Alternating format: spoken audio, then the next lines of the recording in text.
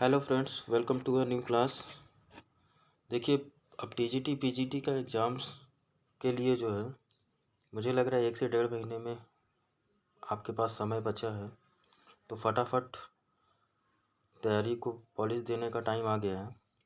तो मुझे लगता है कि तैयारी को बेहतर तरीके से कंप्लीट करने का सबसे बढ़िया तरीका होता है एमसीक्यू को सॉल्व करके, या आप प्रैक्टिस सेट कर लीजिए। ठीक है, तो उसी श्रृंखला में हम आज से स्टार्ट करेंगे घटना चक्र के प्रीवियस ईयर के आए हुए सारे क्वेश्चंस को। ठीक है, उससे हमने जो अब तक पढ़ा है उसकी पॉलिशिंग भी हो जाएगी। जो प्रीवियस ईयर के आए हुए क्वेश्चंस हैं और जो आयोग रिपीट करता है उसमें भी हमको हेल्प हो जाएगी।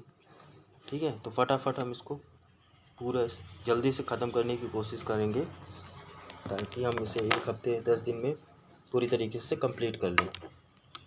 चलिए स्टार्ट करते हैं आज का सवाल। भारत का क्षेत्रफल, ठीक है, भारत का क्षेत्रफल कितना है? तो 32 लाख। आप इसको पॉज करके आंसर भी दे सकते हैं, वरना मैं आंसर तो बताता ही जाऊंगा। भारत का क्षेत्रफल है 32,87,263 किलोमीटर। ठीक है, अगला क्वेश्चन है भारत देश के उत्तर दक्षिण और पूर्व पश्चिम का विस्तार क्या है? ठीक है, तो इसका क्या है? 3214 और 2933 किलोमीटर। देखिए, मैं ऑप्शन बोल के सारे जो है वो टाइम जाएगा, इससे आपको भी वो दिक्कत होगी। तो आपको अगर आंसर करना है तो आप वीडियो पॉज करके करिए। हाँ, उसके बाद जो है मैं तो आंसर बता ही रहा हूँ। तो 3214 और 2933 किलोमीटर। ठीक है, अगला क्वेश्चन है निम्नलिखित अधिवासों में कौन उत्तर में चीन और पूर्व में म्यांमार के त्रिसंगम पर स्थिर स्थायी आबादी वाला भारत का सबसे पूर्वी कस्बा है? तो सबसे पूर्वी कस्बा क्या है? किबुथु। ठीक है, किबुथु है। अब किबुथु जो है वो अरुणाचल प्रदेश में है और ये उत्तर में चीन और पूर्व में म्यांमार के त्रिसंगम पर है। ठीक है, अगला क्वेश्चन है बिहार राज्य देश का एक पिछड़ा राज्य है, स्टेटमेंट है, और उसका रीजन क्या है कि राज्य में विकास के स्तर में प्रादेशिक भिन्नता मिलती है। भिन्नता तो मिलती है, अब बिहार देश का पिछड़ा राज्य भी है, तो दोनों स्टेटमेंट तो सही हैं, बट ये इसकी सही एक्सप्लेनेशन नहीं कर रहा है। तो आंसर क्या हो जाएगा हमारा? बी। ए और आर दोनों सही हैं, परंतु आर ए की व्याख्या नहीं कर रहा है। ठीक है, अगला क्वेश्चन है भारतीय मानक समय IST यानी इंडियन स्टैंडर्ड टाइम और ग्रीनविच औसत समय में कितने अंतर है? तो कितने का अंतर है? तो 5.5 घंटे का। ठीक है, 5.5 घंटे का, आंसर बी। अगला क्वेश्चन है भारतीय मानक समय 82 डिग्री 30 मिनट्स में निम्नलिखित में से किस राज्य से होकर नहीं गुजरती है? तो नहीं गुजरती है, तो बताइए इसका आंसर क्या हो जाएगा? एक सेकंड मैं बता रहा हूँ।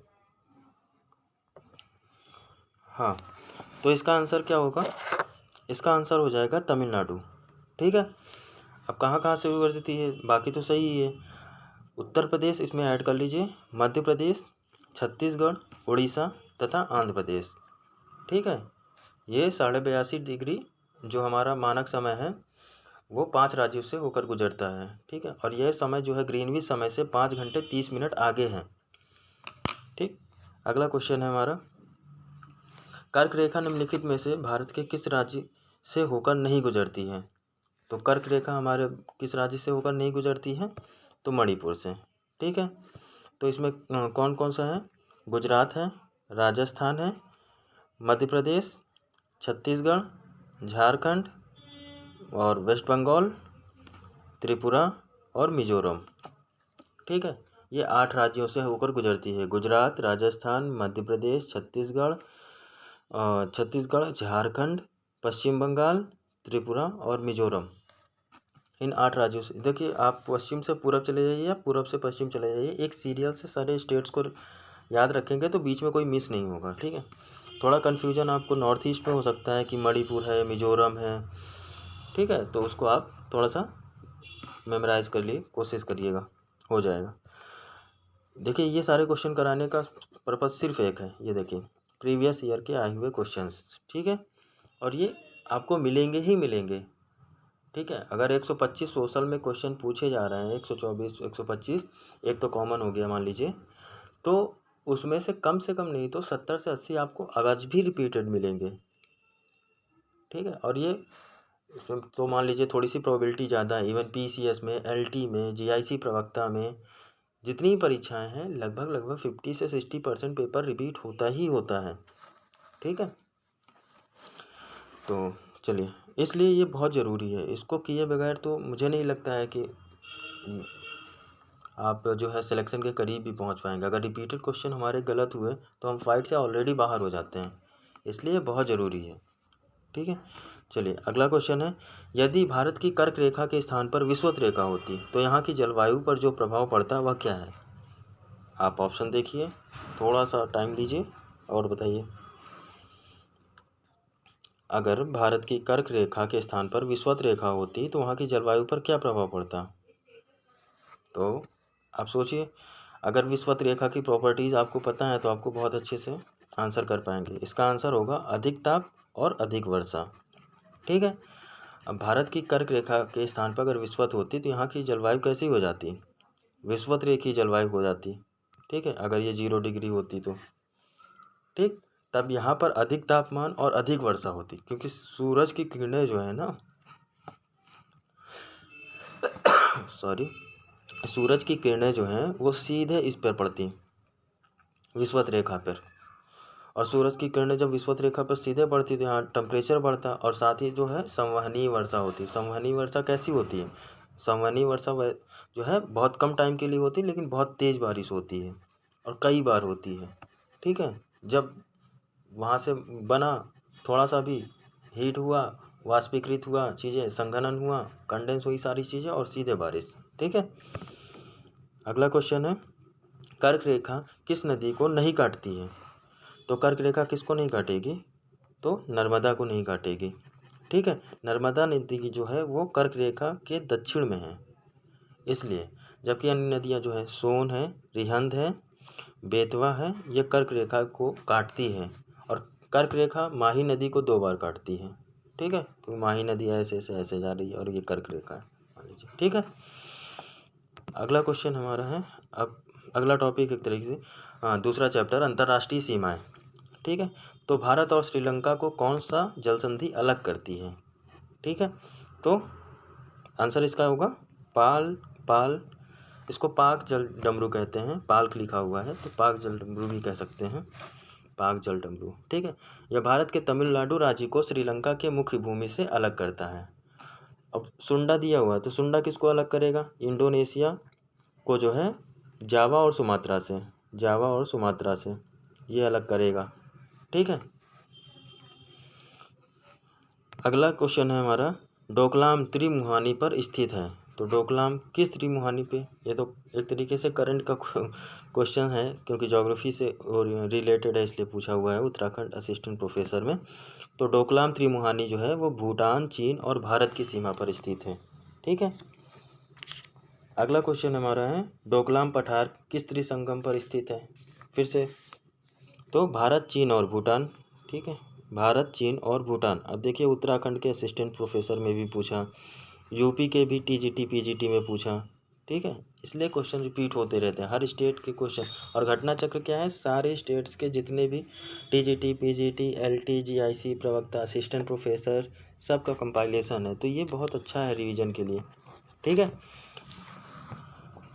तो अगला क्वेश्चन है, डूरंड रेखा किन देशों को अलग करती है? तो डूरंड रेखा किन देशों को अलग करेगी?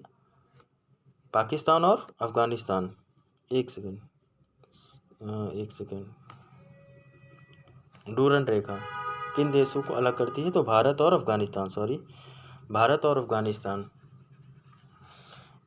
और ये सीमा रेखा किसकी है? अगर सीमा रेखा एक क्वेश्चन पूछे जाए इसमें, तो सीमा रेखा ये डूरंड रेखा जो है पाकिस्तान और अफगानिस्तान तथा भारत एवं अफगानिस्तान की सीमा रेखा है। ठीक है। अगला क्वेश्चन है, सॉरी, एक सेकंड, हाँ थोड़ा सा आगे चला गया। ये आ गया। भारत में के निम्नलिखित राज्यों में से कौन 3 ओर से अंतर्राष्ट्रीय सीमा से जुड़ा हुआ है? तो कौन सा अंतर्राष्ट्रीय सीमा से 3 ओर से जुड़ा हुआ है? ठीक है, वो सोच लिया। तो इसका आंसर है सिक्किम। सॉरी, सिक्किम 3 ओर से अंतर्राष्ट्रीय सीमाओं से जुड़ा हुआ है। सिक्किम नेपाल, चीन और भूटान से जुड़ा हुआ है। ठीक है, ये सिक्किम अगर है तो ये नेपाल, इधर चीन, चाइना पूरा ऊपर है, और ये भूटान। ठीक है, चाइना, नेपाल और भूटान, ये 3 ओर से घिरा हुआ है सिक्किम।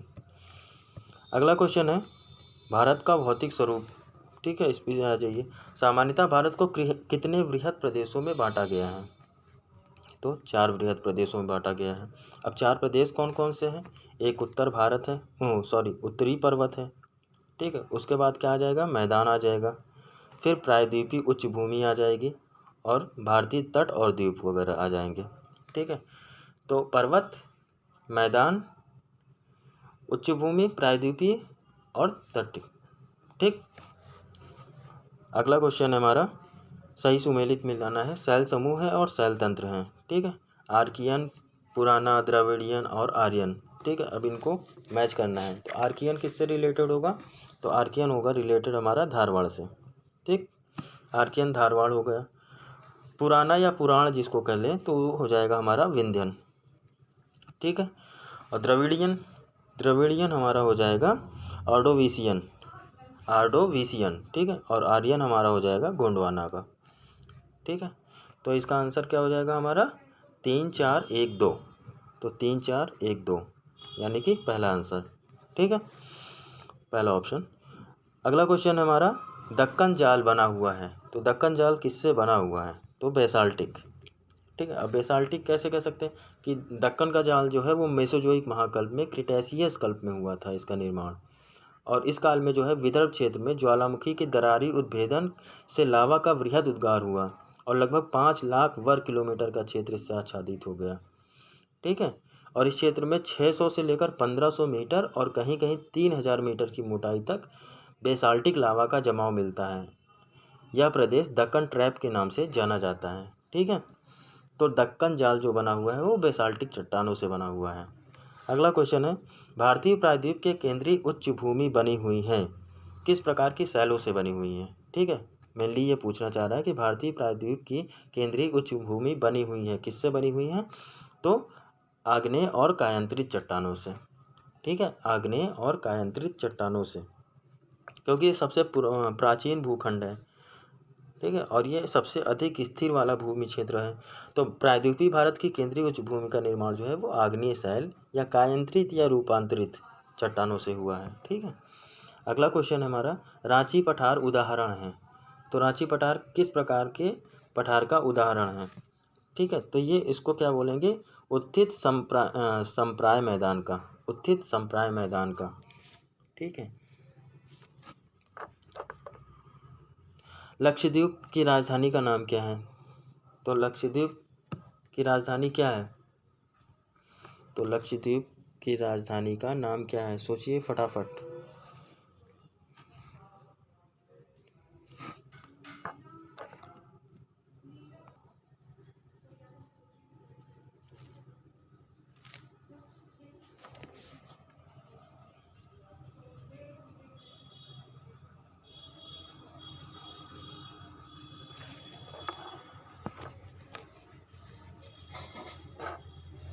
चलिए,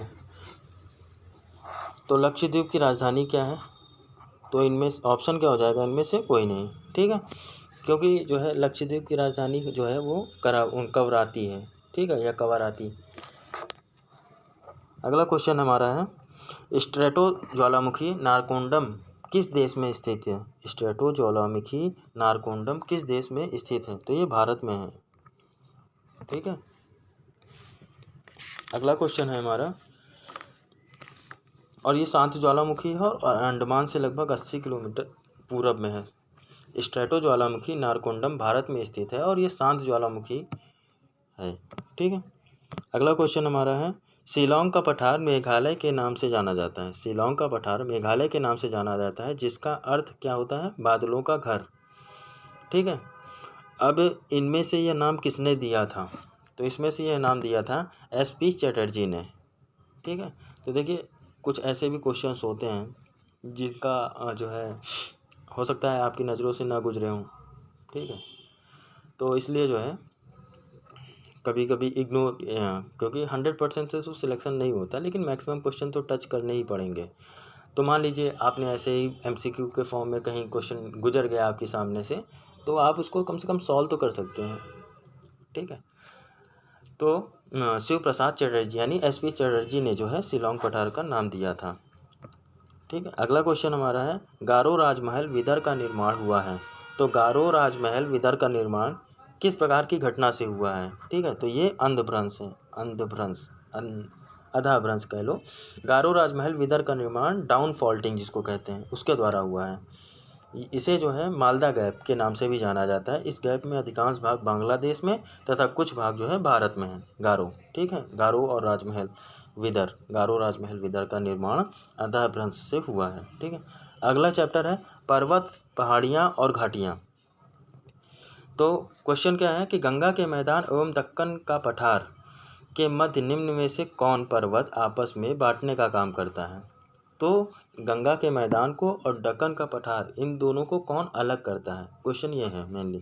तो विंध्य पर्वत, ठीक है। ये गंगा के मैदान को दक्कन के पठार से अलग करता है, विंध्यन पर्वत, ठीक। अब गंगा के मैदान और दक्कन के पठार के आपस में बांटने का मतलब क्या है, विंध्य पर्वत के उत्तर में जो है गंगा का मैदान और दक्षिण में दक्षिण का पठार है, ठीक। और ये 21 में पूछा हुआ है लेटेस्ट सबसे। वर्तमान में जहाँ हिमालय पर्वत श्रेणियाँ स्थित हैं वहाँ मेसोजोइक कल्प में लंबा, गहरा तथा सकरा समुद्र स्थित था। ये कथन है, वर्तमान में जहाँ हिमालय पर्वत श्रेणियाँ स्थित हैं वहाँ मेसोजोइक कल्प में लंबा, गहरा तथा सकरा समुद्र स्थित था।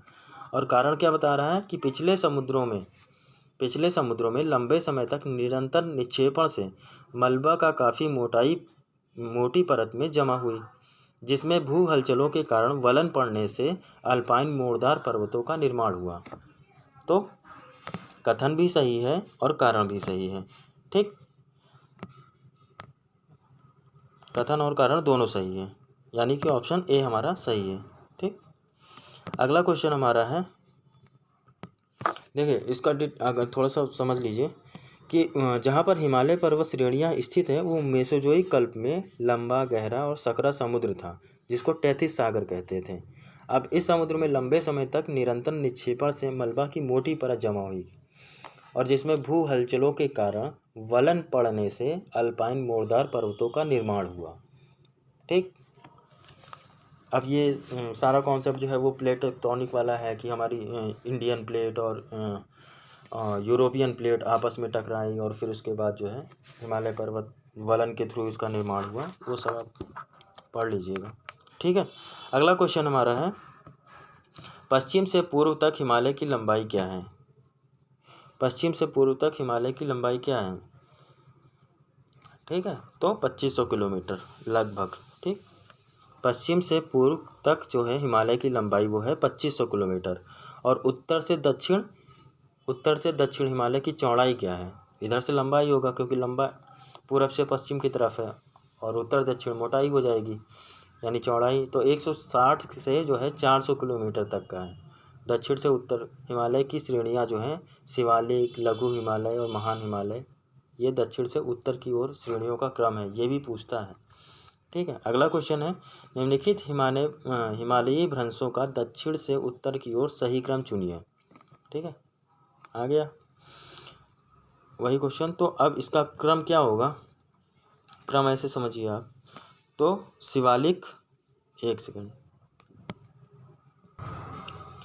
तो देखिए ये पूछ क्या रहा है कि हिमालयी भ्रंशों का दक्षिण से उत्तर की ओर सही क्रम, ठीक है।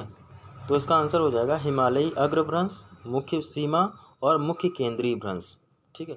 इसको ऐसे में ये ट्रांस हिमालय, ठीक है, वृहद हिमालय, ठीक, लघु हिमालय, फिर शिवालिक और फिर मैदान हमारा आ जाता है, ठीक है। तो अब क्या है कि ट्रांस हिमालय और वृहद हिमालय, इसके बीच में ITCZ,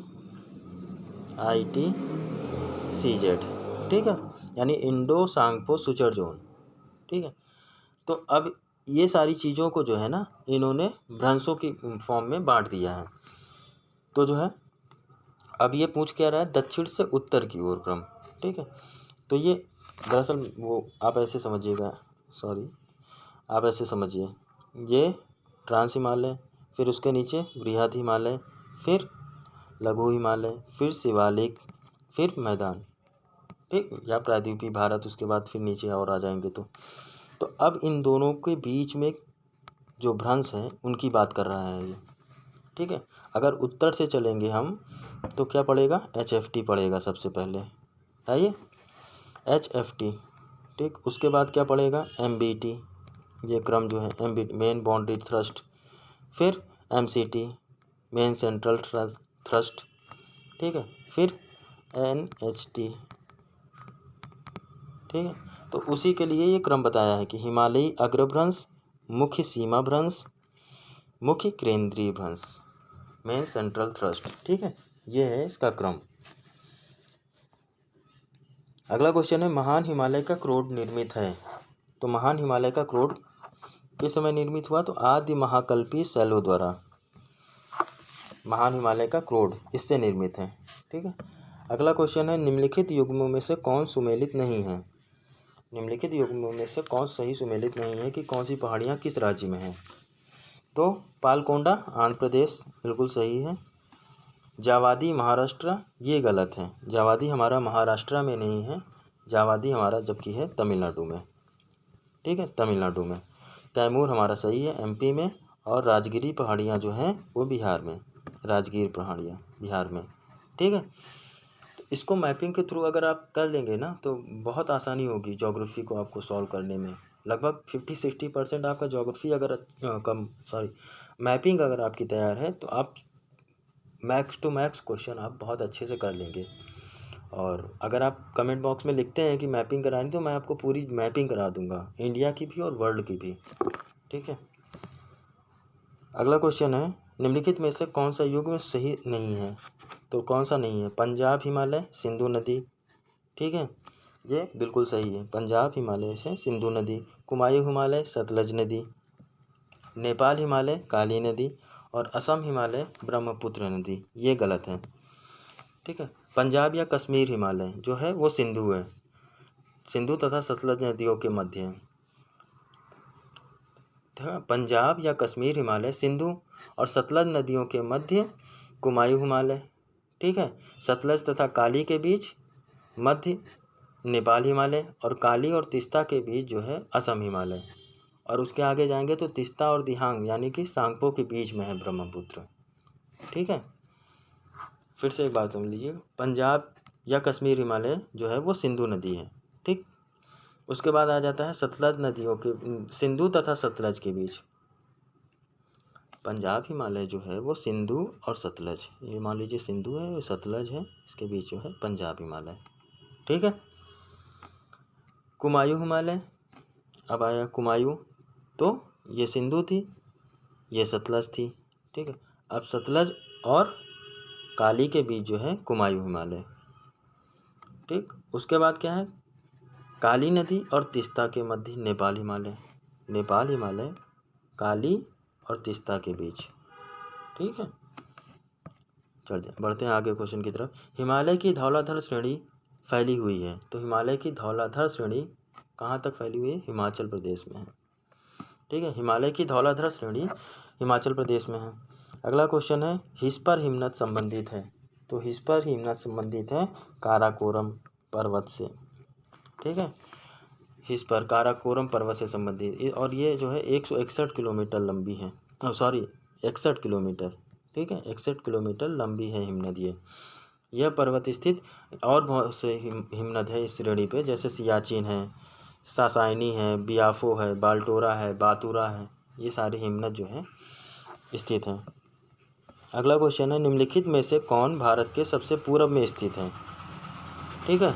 सबसे पूर्व में कौन सी पर्वत सबसे पूर्व में स्थित है, तो बताइए सबसे पूर्व में क्या हो जाएगा, मैकाल हो जाएगा, ठीक है। अगर ये मैप पूछ रहा है तो ये इस तरीके से है, मान लीजिए नीलगिरी यहाँ तमिलनाडु, ठीक है, नीलगिरी तमिलनाडु हो गया। फिर उसके बाद जो है सतमाला है, ठीक है, फिर महादेव पहाड़ियाँ हैं या मैकाल है। तो ये इस हिसाब से पूछ रहा है कि सबसे पूरब में, ये नहीं कि आप नॉर्थ ईस्ट जाइए, ये इस क्रम में जो सबसे पूरब में पड़ेगा। ठीक है, तो सबसे पूर्व में इन चारों में से मैकाल श्रेणी पड़ेगी। ठीक है, जो कि मैकाल श्रेणी हमारी एमपी और छत्तीसगढ़ में। ठीक, अगला क्वेश्चन है, मैकाल पहाड़ियाँ विस्तृत वस्तुतः हैं, तो मैकाल पहाड़ियाँ हैं क्या? तो मैकाल पहाड़ियाँ हमारी हैं अवशिष्ट पहाड़ियाँ। ठीक, क्योंकि भारत में विंध्याचल, आरावली, सतपुड़ा, महादेव, पश्चिमी घाट के पहाड़, पूर्वी घाट और पारसनाथ, ये सारे जो हैं अवशिष्ट पर्वत के उदाहरण हैं। ठीक है, और मैकाल की पहाड़ियाँ जो है वो सतपुड़ा का ही पार्ट हैं, इसलिए वो भी अवशिष्ट पहाड़ियाँ हो गई। अगला क्वेश्चन है, दून घाटी कहाँ अवस्थित है? तो दून घाटी हमारी शिवालिक हिमालय में अवस्थित है। ठीक है, इसको जो है निम्न हिमालय या वायु हिमालय भी कहते हैं। अगला क्वेश्चन हमारा है, प्रसिद्ध कश्मीर की घाटी स्थित है। तो प्रसिद्ध कश्मीर की घाटी कहाँ स्थित है? तो महान हिमालय और पीर पंजाल के मध्य। ठीक है, देखिए ये जब ऐसे आप मैपिंग करेंगे ना, तो इधर ऐसे ट्रांस हिमालय, वृहद हिमालय, ठीक है, महान हिमालय, लघु हिमालय, शिवालिक ऐसे आएगा। तो अब ये ट्रांस हिमालय में क्या क्या आ जाएगा? काराकोरम, लद्दाख, जास्कर, फिर उसके नीचे आ जाएगा पीर पंजाल। ठीक है, तो ये उसी की बात कर रहे हैं, प्रसिद्ध कश्मीर घाटी, तो ये पीर पंजाल और ग्रेट हिमालय इन दोनों के मध्य में स्थित है। ठीक है, अगला क्वेश्चन है, हिमालय के किस भाग में करेवा निर्माण को पाते हैं? ठीक है, हिमालय के किस भाग में करेवा निर्माण को पाते हैं? तो करेवा कहाँ मिलता है? कश्मीर हिमालय में करेवा का निर्माण पाया जाता है। ठीक है, तो कश्मीर हिमालय में करेवा निर्माण पाए जाते हैं। करेवा में जाफरान की खेती होती है। करेवा जो है करेवा हिमनद चिकनी मिट्टी और अन्य पदार्थों से हिमोड़ पर मोटी परत के रूप में जमा होता है। ठीक है, तो इसका आंसर हो जाएगा हमारा कश्मीर हिमालय। ठीक है, अगला क्वेश्चन हमारा है, करेवा अच्छी तरह से जाने जाते हैं, तो किस चीज़ की खेती के लिए जाने जाते हैं करेवा? ठीक, करेवा अच्छी तरह से जाने जाते हैं, तो ये जाने जाते हैं केसर की खेती के लिए करेवा। ठीक है, अब अगला क्वेश्चन हमारा है, केदारनाथ और बद्रीनाथ ये स्थित हैं किन दो के बीच में जो है केदारनाथ और बद्रीनाथ जो है किस हिमालय पर अवस्थित हैं? तो कुमायूं हिमालय। ठीक है, नाम से ही आपको समझ में आ रहा होगा, केदारनाथ, बद्रीनाथ आपने सुना ही होगा। अगर आपको लोकेशन पता है कि हाँ उत्तराखंड, तो आपको पता चल जाएगा कुमायूं हिमालय। ठीक है, तो सतलज और काली नदियों के बीच में है हमारा कुमायूं हिमालय, और इसकी सबसे ऊंची चोटी जो है वो नंदा देवी है। और इस क्षेत्र में अन्य चोटियों में जो है बद्रीनाथ, केदारनाथ, त्रिशूल, माना, कामेत, गंगोत्री, शिवलिंग ये और जौली, ये सब बहुत सारी जो हैं हमारी चोटियाँ वहाँ पाई जाती हैं। ठीक है, और इन क्षेत्रों में कई झीलें भी हैं। ठीक है, जिनमें नैनीताल, भीमताल ये सब प्रमुख है कुमायूं हिमालय। ठीक, अगला क्वेश्चन हमारा है, निम्नलिखित में से कौन सा सही सुमेलित नहीं है? तो ये कुछ पहाड़ियाँ दी गई हैं और उनकी चोटियाँ। ठीक है, माउंट आबू, अरावली पर्वत। ठीक है, तो माउंट आबू तो एक मिनट, हाँ माउंट आबू, अरावली पर्वत, कोडाई कनाल, अन्नामलाई, उटकमंड, नीलगिरी, ठीक, शिमला, पीर पंजाल।